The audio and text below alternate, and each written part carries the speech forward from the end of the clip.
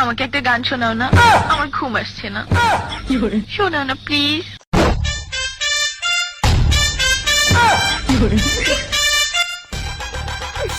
তুমি আমার কাছ থেকে গান শুনবা জান? তোমার ঘুম আসতেছে না, তো তুমি আমার কাছ থেকে গান শুনবা, ভালো কথা। গানটা শুনে টাস করে মুইতে ঘুমায়া করবা, বুঝছো?